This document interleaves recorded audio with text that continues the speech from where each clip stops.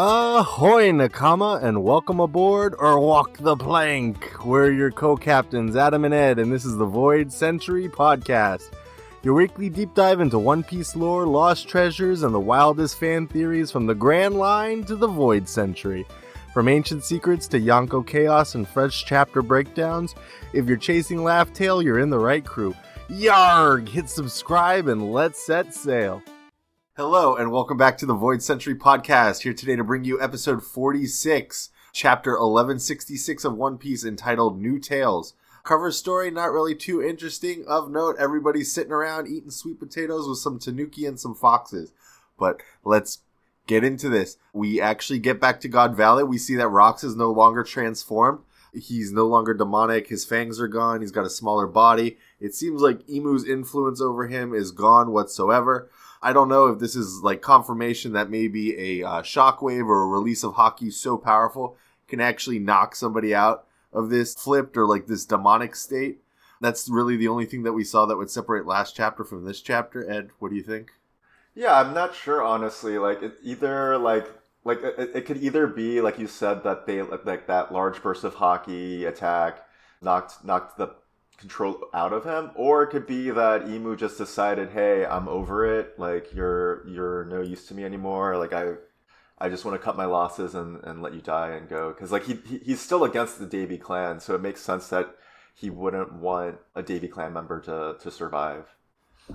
I think to that point too, right, if you have like mind control over somebody, it's like a James Bond thing. You want to ensure this person's destruction. You don't want to be like, no, I expect you to die, Rox. Like, if you have mind control, you want to ensure it, right? Like, until the very end. Right. Or do you think it's a situation where if somebody gets hurt while they're being mind controlled, like, you get some of that damage as well? What do you think? Actually, I honestly think that, yeah, he probably would take some damage if the mind controlled target, like, maybe not direct damage, but, like, at the very least, like, it might take more energy out of him, like, sap some of his energy, and, you know, maybe energy is very important to Imu, and you know, if the blood sacrifice theory is true and he's doing these hunting competitions for, you know, some sort of chaotic blood magic, yeah, I could see him wanting to conserve his energy or something like that too. So I could see it being the case, and he's like, you know what, I'm just gonna let him take this without me so that I can conserve energy and just kind of like knock out two birds with one stone. Yeah. And moving forward, we actually do see Garling and the rest of the Gods Knights approach Rox while he's on the ground, and they proceed to take him out. We don't see Rox doing the typical D smile before his death. He didn't seem very happy about it. He seemed more relieved, right? He's like, oh, well, thankfully I didn't get my wife and kids, so I guess there's a silver lining to everything. I still don't like Garling's character. He's obviously the scapegoat. We're not supposed to like Garling's character in this chapter because he did kill his wife and attempt to run away with his, well, kill his partner, attempt to run away with his kids, lose to Rox, and then kill Rox like a chump. I'm really not enjoying Garling, but I think that's the whole point. What do you think, Ed? Yeah, I don't like Garling either, and on top of that, it's almost like salt in the wound when they're just talking about Garling. Like, when you hear about him, they're saying he's like the champion of God Valley, he's like, you know, like the strongest celestial dragon, strongest God's Knight, and it's like, he's a total fraud, you know? Do you think he's like a more cunning or a more deceitful character than even Blackbeard himself that we see in this point? Like, willing to do anything for power? I could totally see him wanting to do anything for power. I mean, he did reach up to become one of the Gorosei, so I do see him kind of like that, except honestly more evil. Like, I don't think that Blackbeard would like slay a child for his own goals just because, you know, like, in Garling's case, he wouldn't care if they were, you know, not a celestial dragon. Like, who cares? They're not an actual human. Whereas Blackbeard, I think, would consider the people humans, you know. So if we want to talk about Blackbeard a little bit, we do actually see that Eris and Teach are off the island. We see upon the death of Rox, we see the sky still split, and there's that big crack in the sky still. But there's also a gigantic crack of lightning. I thought it was very interesting that Rox himself had that lightning bolt scar, so maybe this was emblematic, I felt, of like Rox, even though he's leaving the world, like his will is like shooting off into other people. And we see like Teach is there, we see Kaido is there, like they all get like a little panel, and they've all inherited Rox's will in some way. So yeah. That's what I I just want took to say, from it. Yeah, go for it. I really like that comparison of lightning coming from the sky and Rox's like lightning mark scar or whatever marking he has. Like I think that's a really cool. Yeah, I like that a lot. Good find. Thanks, bro. I think it's a very nice motif from Oda, kind of like reinforcing it, but still keeping things in the background. Almost like we saw with the Mara passing from Ace to Sabo, right? You had like that inherited will with it, with the flames. So I thought it was very good. I think it's pretty much confirmed right now. Like all of Blackbeard's motivations are pretty much just a continuance of what Rox wanted, right? But we'll come back to Rox's motivations and Blackbeard a little bit later. But we actually see like Rayleigh and Scopper running away with Garp and Roger. We see they're like the true MVPs, like saving their captain and their sworn enemy. I was actually really surprised that, I mean, I know they have a lot of respect for Garp, but I thought it was very interesting that they would go out of their way to save Garp. It just shows that Roger himself has like such massive respect for Garp. I mean, he did leave Garp with his child, but it seems like they're way more friends than foes. It seems like they're more just like bitter rivals than sworn enemies. What are your thoughts? Yeah, I mean, this is very similar to Smoker and Luffy's rivalry, or I feel like if like Smoker and Luffy got in a big fight, like they would like end with like respecting each other. Like obviously Smoker would prefer to send Luffy to prison or something like that. Same with Garp and Roger, but like at the end of the day, like you said, they just respect each other. Yeah, and like also they brought Garp to his own ship. You know, they didn't like Roger invited him to be part of the crew, but they brought Garp to his own marine ship. So yeah. Here's my question for you though. So I know we haven't really seen Smoker in like a really long time. I almost feel like Kobe's kind of taken his spot as like the primary marine rival for Luffy. What are your thoughts on that? I feel like Smoker's kind of been usurped a little bit by Kobe kind of coming into his own and like really showing us how powerful he is. Like I don't think Smoker's ever shown us how powerful he is. He got by Doflamingo, right? Yeah, you might be right on that. Like Kobe is he's a very good rival for Luffy. I mean, he started from the very bottom. Like he was like a weak, pathetic. Like we as an audience really grew to enjoy seeing how far he's come as a person. So I can totally see that, but I don't know. They're not as like Garp's reaction to like seeing like news about Roger is he's kind of like angry-ish reaction, and he's like, I want to go catch this guy. Whereas that's more kind of Smoker like I'd say than Kobe. Like Kobe would just like have a smile on his face type of vibe. Like their demeanors are a little bit different, and yeah. So I think that it's like there's similarities with both. I think that overall I would agree that Kobe has kind of taken over as the main Marine rival, but I do want to see Smoker again. You know, we haven't seen him in such a long time. Yeah, I do want to see Smoker. I actually do love his character. I want them to explore the relationship between Smoker and Aokiji a little bit more. I always thought that was a little bit interesting too. Like, they're supposed to be like really good friends behind the scenes. But besides them both being like high-ranking Marines, I don't really think that their relationship has been explored through the series too much, besides Aokiji standing up for Smoker to Doflamingo. Quick question. Do you think that... Wait, I have a quick question. Do you think that Smoker is part of Sword? Yeah, I think he would have to be, right? Like, I really think that Smoker's not completely like a dog of the military. I don't think he's like firmly convinced what the military is doing. He seems to kind of march to the beat of his own drum a little bit, similar to Garp. He's not completely like straight-laced and suit and tie, kind of somebody like Akainu is, or Sengoku, Yeah. right? Where they just follow orders because that's their brand of justice. For sure. And yeah, Smoker honestly does give Garp vibes specifically. He's like this generation's Garp, I'd say. So, yeah. Okay. Yeah, so did you want to cover something else next? Yeah, I was just going to say, I'm sorry.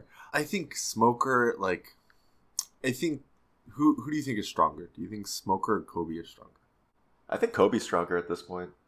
I do too, which is why I don't think like Smoker would be such a threat to Luffy at this point. I see Smoker like he's a Marine that's like concerned with like Luffy, whereas I see Kobe as like a Marine that's concerned with like the larger politics of the world, right? Yeah. Yeah, I think Smoker is kind of like the, you know, like the moral justice kind of like dog side of Garp, and then Koby is kind of like Garp's like idealistic side, where he's like, like he really sees what the Marines could be, and is trying to shape it from the inside, just like what Garp is doing. So I think there's kind of like multiple, like Garp is a pretty complex character, so there's multiple aspects that different people can kind of represent. I think that it's really being set up that Smoker and Koby are trying to be like this generation Sengoku and Garp in a way. Oh, like, okay.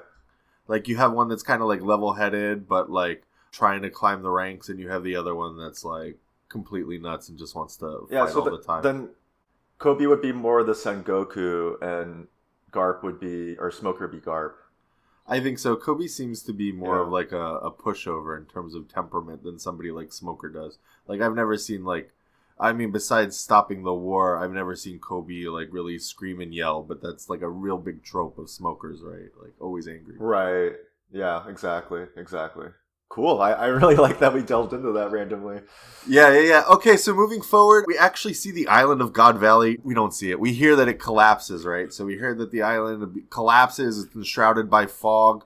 We don't know if this means that the island is physically wiped off the map, but proverbially it's wiped off the map.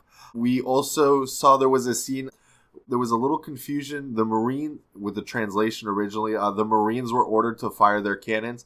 I took it as the Marines ordered to fire their cannons at an escaping Roger, but also it could be interpreted as the Marines firing their cannons at the island to further destroy it and wipe it out. What do you think, Ed? Yeah, so I think that there was probably like explosives or something on the island, because there's no way that just cannonballs could destroy an island. So I do think that the goal was the Marines to collapse the island. And we do see the cannons firing. So the way I interpreted it was, I think that they fired at like explosives on the island to like basically explode it into non-existence. Well, that sounds like a fun day at the range. I just assumed that they were firing at an escaping Roger, but I guess it's left to be seen. I also do like that whole Thriller Bark is God Valley theory in a way. Like Moria is becoming a prominent character and being a Kazuki, even though he's got that huge question mark over his head as to like where he is after meeting up with Blackbeard. But if there is some connection to God Valley and Thriller Bark in a way, it just further cements that Oda really writes the series in like cycles, right? Whereas the New World really rhymes with the Grand Line. Right, for sure. I guess, okay, so I was like a huge evangelist for this for the longest time. I'm like, well, how does Shanks get his PJs, right? So we actually do see the scene where the Roger pirates, they open up the treasure chest and they find the baby Shanks. And again, it was retconned a little bit. They did change his pajamas. The stars and the sun and the moon went away for just a drab pajamas. I don't know, maybe Oda didn't feel like drawing it. And we also noticed that Roger himself looks a little different too. Like, when we were originally shown the scene, we saw that Roger had like his signature mustache, but in this one, he's a lot younger. He looks more like Ace. So, yeah, I just think it's very cool that we actually get to see the scene where Baby Shanks joins the crew. We, in a little smaller note too, Shaggy comes aboard on the ship too, and we see like Rayleigh and Shaggy actually hanging out and just relaxing for the first time aboard the Oro Jackson. What's up? We also see Gloriosa earlier, too, on the ship. So we got two former Kuja Empresses on the ship now, which is, that's kind of fun. Like, I bet they appreciate each other's company, at the very least. Yeah, well, this gives Gloriosa a chance to chase Roger around or to try to nurse him back to health. I think that would be funny if we see, like, a background gag of Gloriosa's like, oh, can I, like, fluff your pillow? Can I get you anything? Yeah. And he's like, no, leave me alone. Go away, like, bring me some rum and shut up, that kind of thing. But yeah, so I wanted to talk again about that baby Shanks scene. So the last time we saw it, like, I think, like, the first time we saw it was in, like, Film Red, the movie. And it was, like, adult Roger with, like, his full getup, and he's got a beard. And then I think the second time we saw it was in the Wano flashback for Oden. And again, it was like the same thing where he was like in his full like getup, like his pirate outfit with like the hat and everything, and he's got the full beard or mustache. And then yeah, this time it's different. So I wonder why it was really changed. I'm thinking that maybe he just didn't, completely flesh it out when he first introduced that panel. And he's like, you know what, now that it's more fleshed out, this makes way more sense. So I'm wondering if, like, in future anime or something, it'll only be one version instead of like the multiple versions that we've seen. I don't know. I like the idea that in the original scene, like, Oda left clues with, like, the PJs and stuff as to some themes that would be present in the later story. And then I agree. When it actually hits, he kind of just, like, removes it, right? Just to be like, okay, well, here's nothing to speculate on. If you really want to talk about it, why don't you go back to the earlier one and really review that one so that you could really read between the lines and see what's not right in front of you. Yeah, that's a good point, yeah.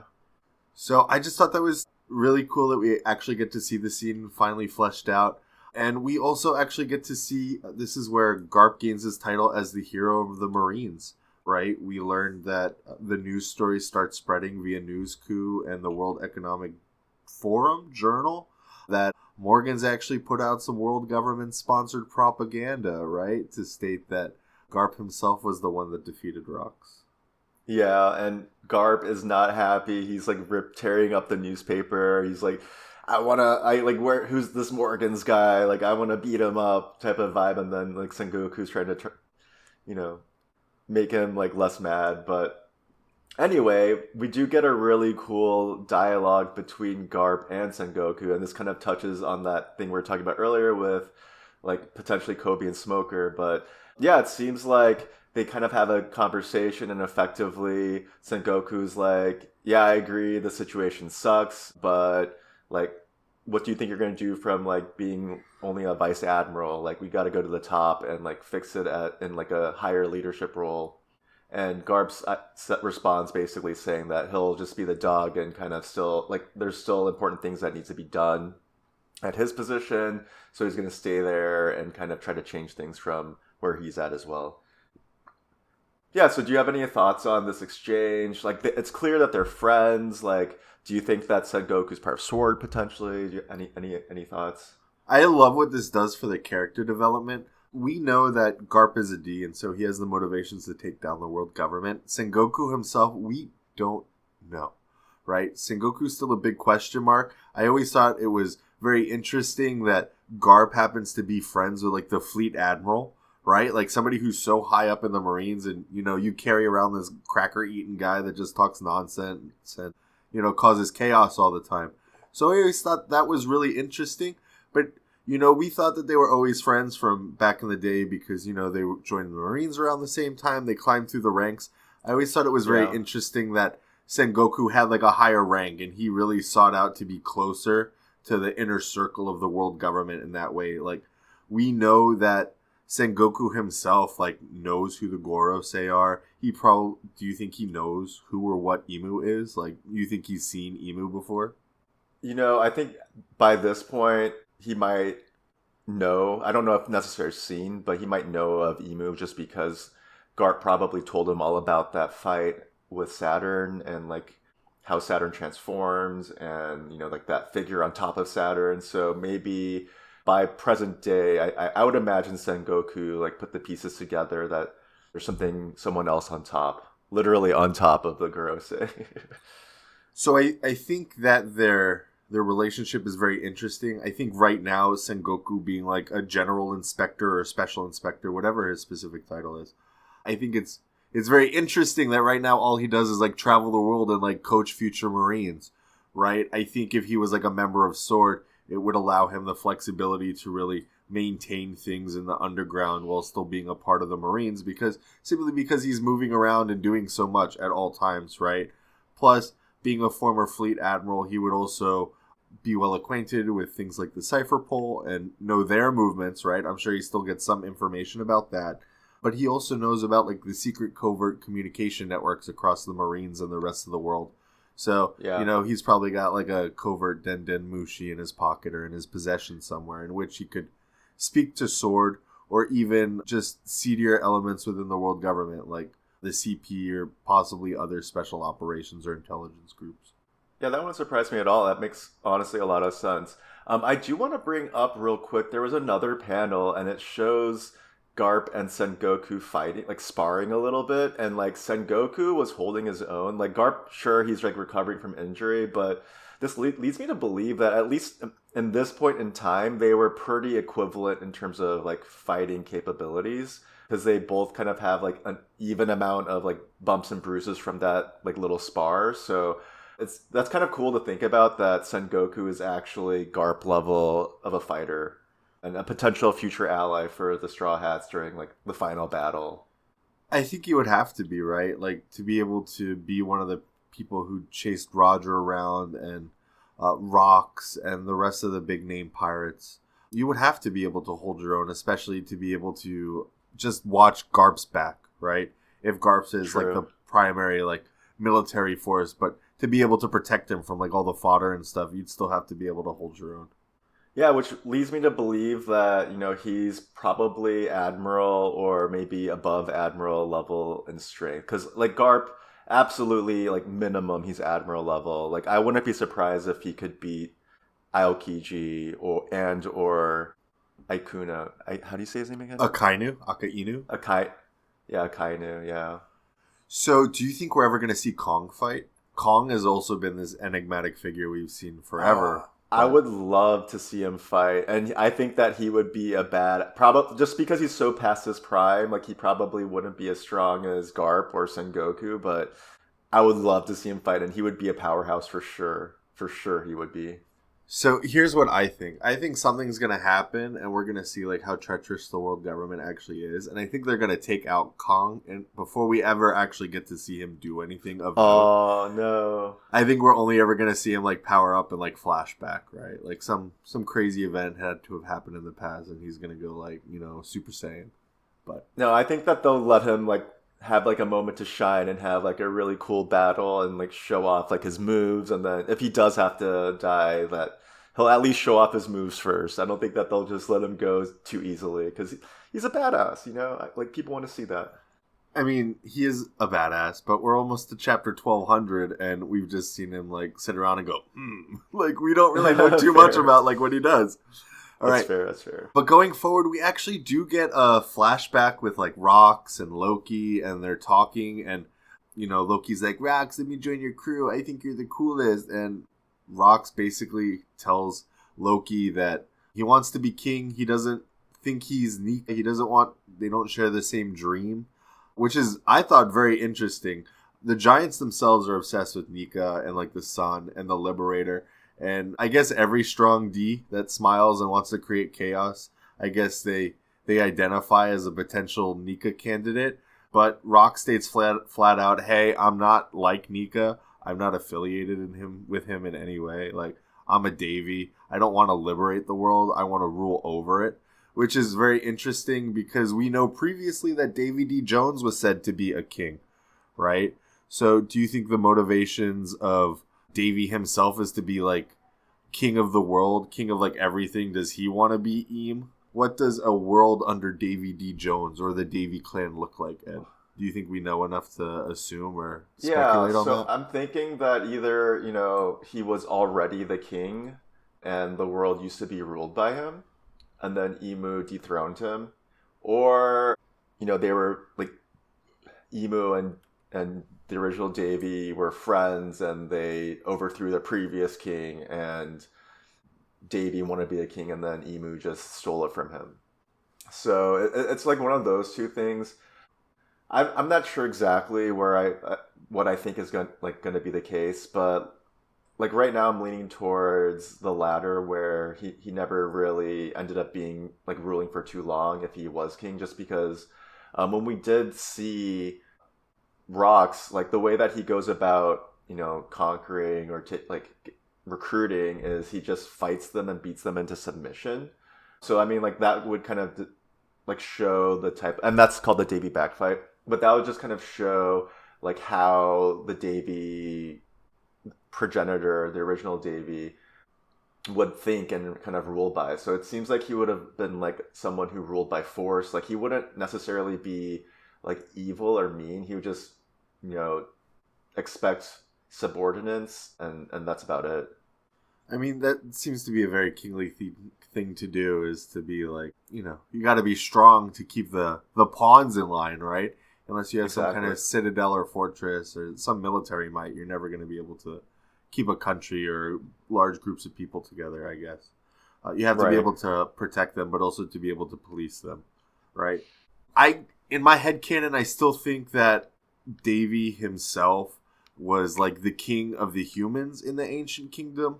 Perhaps maybe there was like a one true king of the ancient kingdom and he was vying for that spot. But I love to think that he was betrayed by the original 20 families and Emu, right? That were like a splinter cell that broke off and ended up like overtaking the ancient kingdom and really plunging the world into this darkness that we see today. Yeah. I could go either way for me. Like, I do think that it's really interesting, though, to think about how he would have been a ruler. Yeah, so actually, very interesting. Rox brings up the Galleila Band or Galleila Band again. And there seems to be like this really important force. Like, I hate to use the reference, but they're almost like the Titans in the walls, right? To cause like the rumbling. Sure. And the only one who can really control them seems to be either the King of Elbaf or whoever controls that mysterious fruit that's on Elbaf. So why are these guys so important besides just like a big physical force? Do you think their shipwright abilities or their craftsmanship play into it in any way? Yeah, absolutely. I think that the craftsmanship is a huge aspect of it. Like, I think that it's both parts. It's the fact that they can build like really good warships, potentially an ancient weapon, and then the other is that they are very strong warriors as well, so they can fight in the battle and be badasses and make a big swing on which side wins. So I think it's for both reasons, almost equally.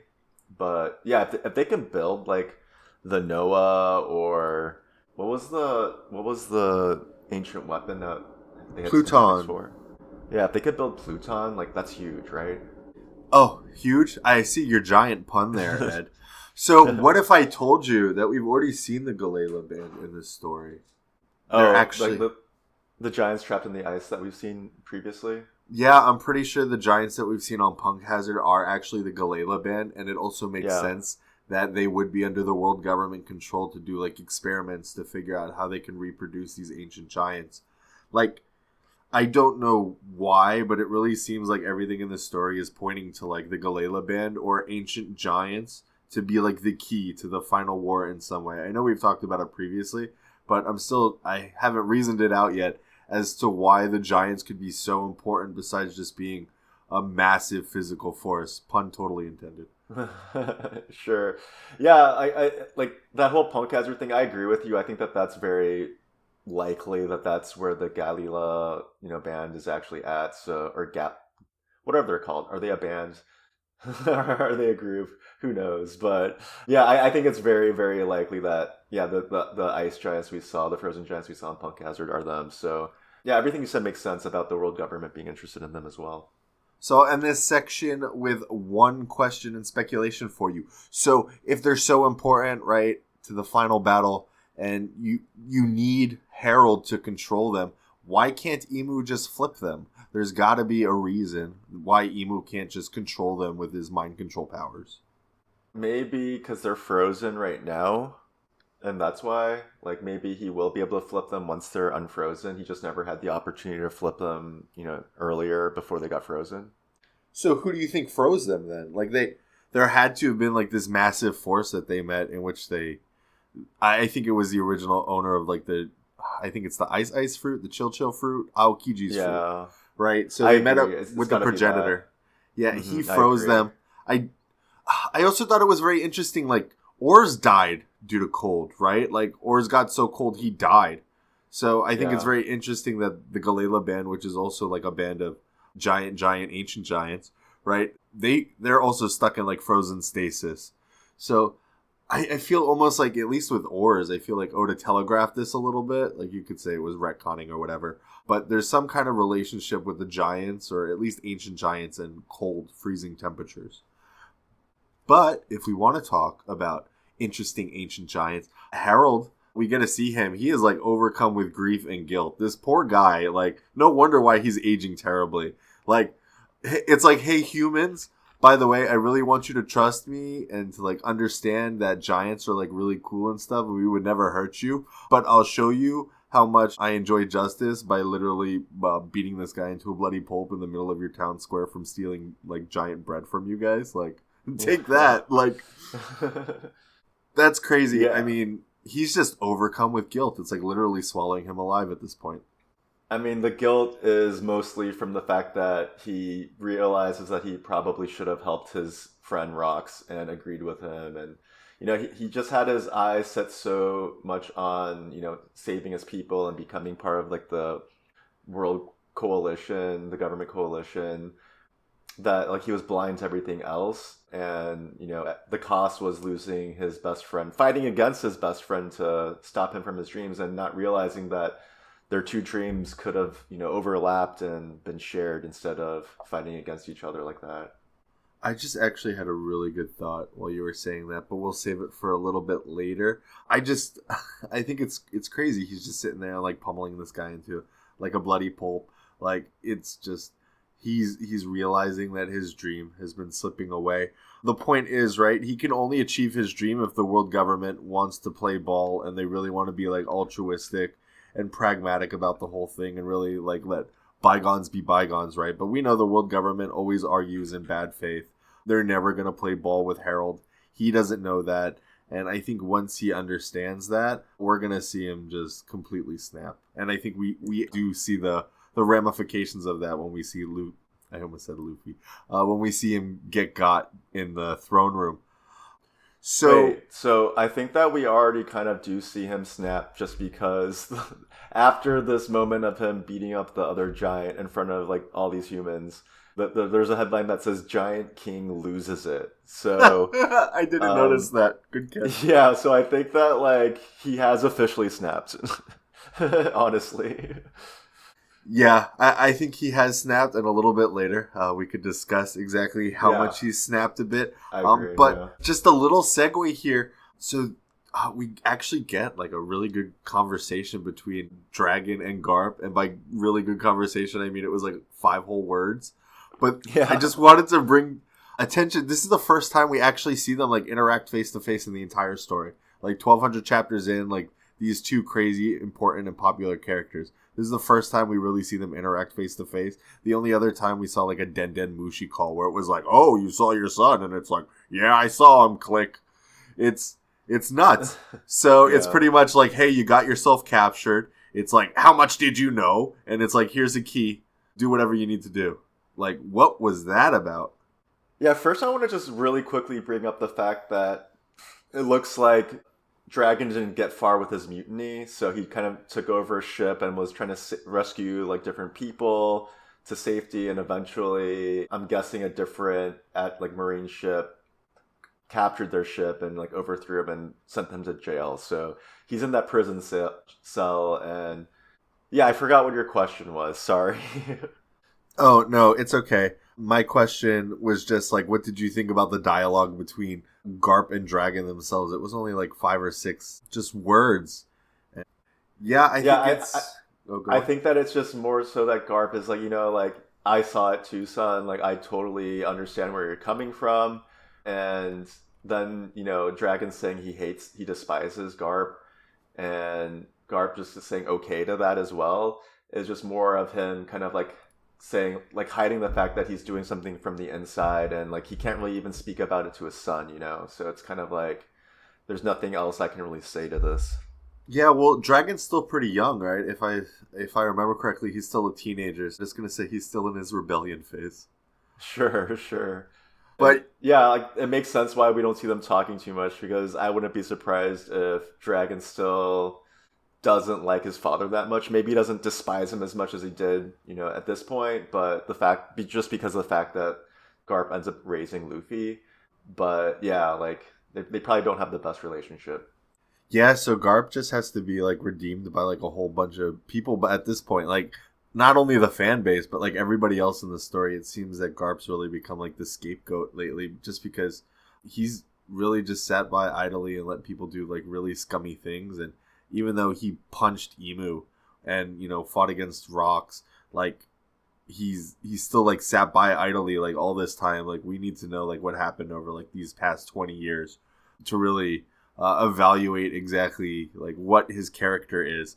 And I just thought of like the whole like Garp raising Luffy situation. One, we don't know what happened to Luffy's mother, Tritoma, and so we don't know what happened to Luffy's mom. But at the same time, like, do you think Dragon just willingly just said, "Hey, take care of Luffy"? Do you think there was like some ideological clash where he's like, "No, I can't let Luffy be a rebel, right? I'm gonna try to raise him as a marine," and they tried to fight for like Luffy's future in some way, only for him to become a pirate. What do you think about that?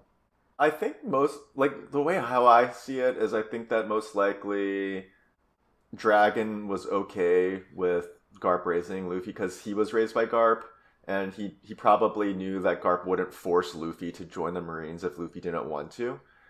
And Garp chose to join the Marines, I think, and ended up hating it. So I'm guessing that Luffy just from the beginning didn't want to join the Marines because he saw pirates as a young age and wanted to become one at a young age. So, no, what I'm saying is, oh, sorry. No, it's okay. It's okay. I wanted to know if you think that Garp and Dragon had some like whether or not they fought for Luffy's future, whether or not they fought for the ability to raise Luffy. I think that I'm thinking that Dragon just knew that his line of work was very dangerous and he just can't have loved ones around. So he probably would have been okay with Garp, raising Luffy. Or maybe he didn't even know about Luffy, like we don't really know. Like we don't know what happened with Tritoma. Like we're assuming Tritoma's a mother. We don't know like what the actual situation was. So like it might have just been that Dragon was unaware that Luffy even existed until Garp was already raising him. So in a reverse of Boa bringing Luffy to Impelled Down, or I forget, Enies Lobby, I think it was. Do you think we're going to see a reverse of Tritoma rescuing Dragon from Enies Lobby or wherever he's being held, Impelled Down? Ooh, I would love to see that, yeah, but when would that happen? Yeah, it's true. I'm sure we're going to learn more about Dragon's backstory. We have to learn about Luffy's mother eventually, right? Perhaps chapter 3000, but we don't know. I think it's very interesting that Dragon kind of just like said, okay, well, here, Garp, here, take care of Luffy. Like, it's dangerous for me to take care of him. You find something to do with him. And Garp's bright idea was like, okay, well, I've been given this great responsibility. Why don't I give it to Curly Dodon as a threat not to bring her into the world government so she could raise my grandson and be a nanny to him? Yeah, sure. Yeah, I want to see more. I want to see more flashbacks of Dragon for sure. And yeah, let's move on. Okay, so sorry about that segue, but Harold, he basically sits down Loki and Haruden, and he's like, hey guys, I know you don't always agree, and you have different mothers, but something's going to happen to me very soon, and it's very important for me that you both act like brothers and you work together for the Giants as a whole.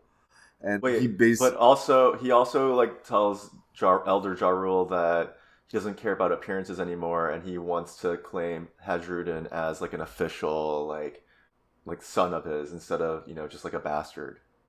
Yeah, that's true too. I think it has to deal with secession, right? And that's why we see in the current story like nobody's taken Harold's spot since he passed away or died, right? Like, yeah. It's just a vacant throne right now. We wait for, I guess, Hasruden and Loki to figure out exactly what they're doing. Well, Loki's imprisoned, right? So Hasruden really to rise to the occasion at this point. Right. But Harold himself, in not wanting to keep up appearances, he's like, hey, world government, I could be trusted. Let me go to Marijois and break my horns off as a sign of solidarity. And I'm totally not crazy. This is how I'm convicted I am to peace. So that was nuts. We actually get to see the scene where he breaks his horns off. And he basically does it in like a sacrifice to them and says, hey, I'm willing to do anything for you guys to recognize the Giants as a part of the world government. I will even be your slave. So I actually think that is a telegraph in itself. I think we don't know what happens to Harold's body, right? That's something that jumped out to me really. Like, we don't know what happened to Harold's body. it's very possible he could get flipped and controlled in the future, right? Because we see Eam, right? And Eam's like, oh, slaves? You said my favorite word. Yeah. So, like, I mean, Eam's eyes just light up when he's sitting there doing the sacrifice thing. And, you know, it could be the blood. It could be just he really wants the king of the ancient actually, yeah. So Eam really needs the ancient giants for some reason, really wants Harold, and Harold himself is like, he literally said, I'll be your slave. Like, I'll do anything you want. And Eam's like, oh, well, the thing that I wanted to happen just happened. Like, I took out, like, my most feared rival or enemy, and now this key I need to rule the world just comes and it lays itself at my feet. So I think that's really what's being set up at this point. What do you think?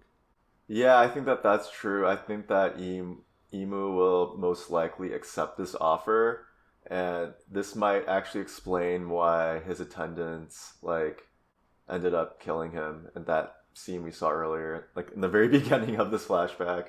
So, yeah, I think that actually kind of makes sense why, like, his, you know, the people under him would kind of rebel and murder him. So, here's a thought. So, we do see Harold get got. Do you think that Harold gets flipped, goes to Elbaf, and is like, you know, he's going to do something that's destructive to Elbaf as a whole? And the attendants, in order to stop this thing from happening, like, kill Harold just as Loki's walking in. And they're like, no, you don't understand. He lost his mind. He was going to do something crazy. He was going to burn the world tree. And Loki's like, you killed my dad. What the hell? Yeah, I don't know. I don't know what's going to happen. Like, our theories about him ripping it off to prevent from being controlled by Imu, it was, like, literally the exact opposite. He ripped it off so that he could be controlled by Imu, you know? Like, as an offering to become his slave. So it was kind of like the exact opposite, with kind of like, yeah, the opposite happened than what we were thinking, which is kind of funny. Yeah, it's just kind of interesting. I don't know exactly. We don't know what happens with his body either. Like, we haven't seen, you know, like, I would imagine, like, it's Norse mythology type stuff, so they want to, like, burn the body, but we haven't seen what happens with the body afterwards. So I'm not sure. Damn you, Oda. You got me once again. Yeah, so we don't see the body. I think it's possible it could come back. We don't see Rox's body either, so it's possible, you know, they can both come back and fight side by side against Luffy and company. We don't know, because we know the Shadow Fruit is also up in limbo too. So yeah, I'm pretty satisfied with how the Rox ending happened, where I'm 99% certain he's done. Like, no more Rox. I'm just sad that there's a Rox ending. Like, I love Rox as a character, and same. It's a shame that Blackbeard isn't such a good character at being Rox's son. I mean, Blackbeard's a good character, but morally, he's not a good character. Right. Okay, well, thanks. This has been episode 46 of the Void Century podcast, covering chapter 1166 of One Piece, entitled New Tales. Thanks for sailing with us.